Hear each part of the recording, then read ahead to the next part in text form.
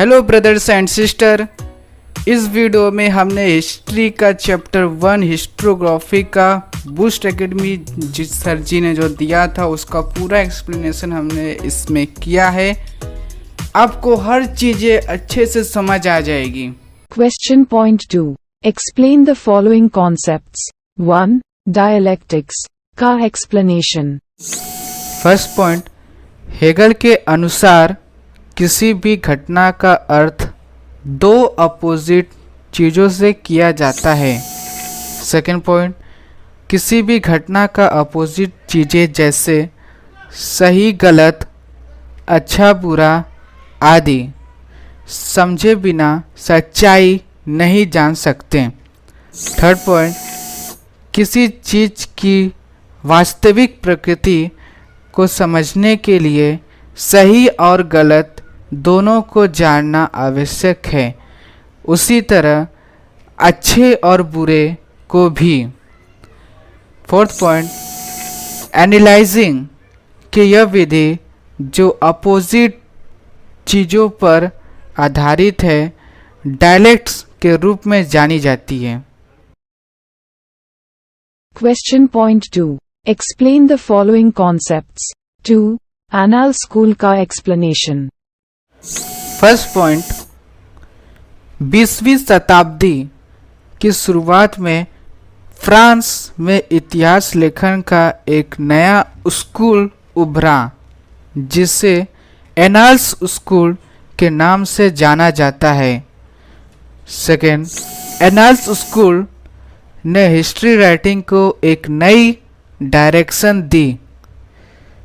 Third, अब यह माना गया कि इतिहास ने न केवल political event, Kings, great leader और अकॉर्डिंगली पॉलिटिक्स, डिप्लोमेसी यानी कूटनीति और वॉर्स युद्ध के बारे में है, बल्कि जलवायु यानी climate, local people, agriculture, trade, technology, means of communication, सामाजिक विभाजन यानी सोशल डिवीज़न और हिस्टोरिकल टाइम में कलेक्ट किए हुए साइकोलॉजी लोगों की।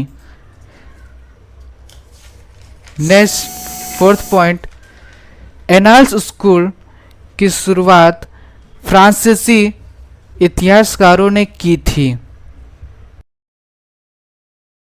Question point 3. Explain the following with its reason. 1. Historical research was driven to focus in depth on various aspects of women's life. का explanation.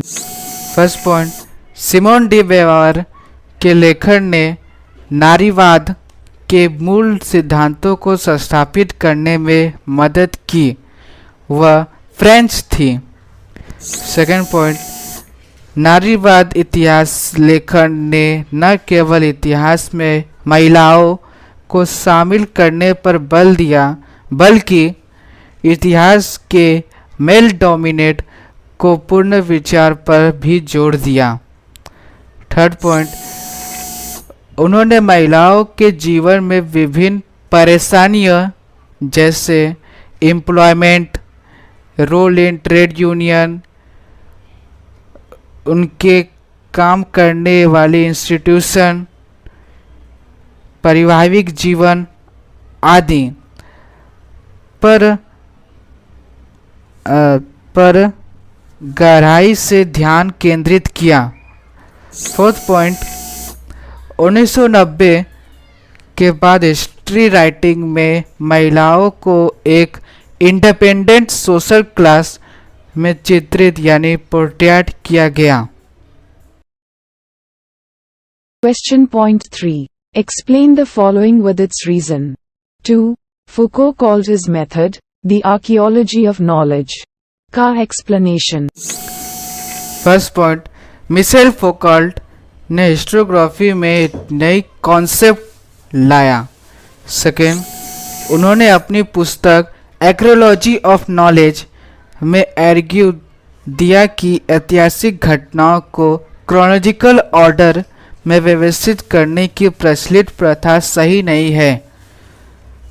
थर्ड पॉइंट, उन्होंने इस fact की ओर ध्यान आकर्षित किया कि पास्ट विज्ञान अंतिम ऐतिहासिक सत्य तक पहुंचने का प्रयास नहीं करता है। फोर्थ, फोकॉल्ट ने महसूस किया कि इतिहास में ट्रांजिशन यानी क्रोनोलॉजिकल ऑर्डर में घटने वाली घटनाएं की व्याख्या करना अधिक महत्वपूर्ण है। फिफ्थ पॉइंट, उन्होंने इस मेथड को द एक्रोलॉजी ऑफ नॉलेज कहा। Question point 5. Answer the following in detail. 1. Explain Karl Marx's class theory का explanation. First point, half of 19th century यानी 1850 में कार्ल मार्क्स द्वारा तैयार की गई नई थीसिस को ध्यान में रखते हुए एक नए विचारधारा का उदय हुआ। सेकेंड, कार्ल मार्क्स के अनुसार इतिहास एब्स्ट्रैक्ट आइडिया जो रियल नहीं है के बारे में नहीं था, यह जीवित लोगों के बारे में था। थर्ड, फंडामेंटल नीड्स जैसे खाना पीना, रहने का ठिकाना इत्यादि चीज़ें और ओनरशिप इसके साथ नेचुरल प्रोडक्ट के जरिए से मिलते हैं, इस पर ह्यूमन रिलेशनशिप आकार लेती है। फोर्थ पॉइंट, समाज के विभिन्न सत्रों के लिए इन साधनों की पहुंच समान नहीं हो सकती है। फिफ्थ पॉइंट, इनइक्वालिटी समाज के वर्गों में विभाजन का कारण बनती है जिससे क्लास स्ट्रगल होता है। सिक्स पॉइंट, मार्क्स के अनुसार मानव इतिहास हिस्ट्री ऑफ स्ट्रगल है। Question point 5. Answer the following in detail. 2. What are the 4 characteristics of modern historiography का explanation. मॉडर्न हिस्टोग्राफी के 4 प्रमुख विशेषताएं निम्नलिखित हैं। पहला, इसका मेथड साइंटिफिक प्रिंसिपल पर आधारित है। यह रिलेवेंट यानी कनेक्टेड प्रश्नों की इंफॉर्मेशन के साथ शुरू होता है। सेकेंड, यह प्रश्न एंथ्रोपोसेंट्रिक यानी मानव केंद्रित है। इसका अर्थ है कि यह प्रश्न एंशिएंट ह्यूमन सोसाइटी से जुड़े हैं किसी पीरियड में। इतिहास डेविन और मानवीय कर्मों यानी ह्यूमन डीड्स के बीच किसी भी तरह के इंटरलेशन का सुझाव नहीं देता है।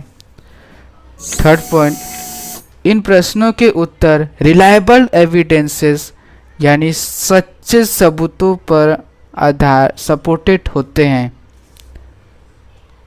फोर्थ पॉइंट, इतिहास पास्ट ह्यूमन डीड्स यानी बीते हुए मानव के कर्म की सहायता से मानव जाति की जर्नी का ग्राफ प्रस्तुत होता है, जिसे ग्राफ प्रस्तुत करता है।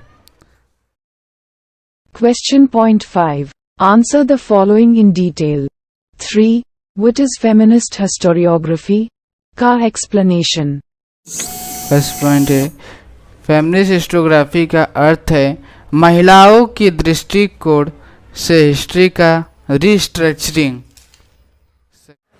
First point, Simone de Beauvoir के लेखन ने नारीवाद के मूल सिद्धांतों को स्थापित करने में मदद की, वह फ्रेंच थी। सेकेंड पॉइंट, नारीवाद इतिहास लेखन ने न केवल इतिहास में महिलाओं को शामिल करने पर बल दिया बल्कि इतिहास के मेल डोमिनेट को पूर्ण विचार पर भी जोर दिया। थर्ड पॉइंट, उन्होंने महिलाओं के जीवन में विभिन्न परेशानियों जैसे employment, role in trade union, उनके काम करने वाले इंस्टीट्यूशन, पारिवारिक जीवन आदि पर गहराई से ध्यान केंद्रित किया। फोर्थ पॉइंट, 1990 के बाद हिस्ट्री राइटिंग में महिलाओं को एक इंडिपेंडेंट सोशल क्लास में चित्रित यानी पोर्ट्रेट किया गया। Question point 5. Answer the following in detail. 4. Explain Leopold von Rank's perspective of history. का explanation. 19वीं शताब्दी का हिस्टोग्राफी बेर्लिन यूनिवर्सिटी के लियोपोल्ड वॉन रैंक के विचारों से बहुत प्रभावित हुआ। सेकेंड, उन्होंने हिस्ट्री रिसर्च की क्रिटिकल मेथड के बारे में बात की। थर्ड, उन्होंने ओरिजिनल डॉक्यूमेंट्स के माध्यम से एकत्रित जानकारी के अत्यधिक महत्व पर एम्फेसिस यानी जोर दिया। चौथा, उन्होंने ये भी कहा कि ऐतिहासिक घटना से जुड़े सभी प्रकार के डॉक्यूमेंट की अत्यधिक सावधानी से जांच की जानी चाहिए। फिफ्थ पॉइंट, उन्होंने इतिहास के काल्पनिक वर्णन यानी इमेजिनेटिक नरेशन की क्रिटिसाइज्ड यानी मेरिट और डीमेरिट कंसिडर किए। इस वीडियो का लाइक टारगेट 20 है और सब्सक्राइबर 1K है। हम जरूर इसको अचीव कर लेंगे। Thanks for watching.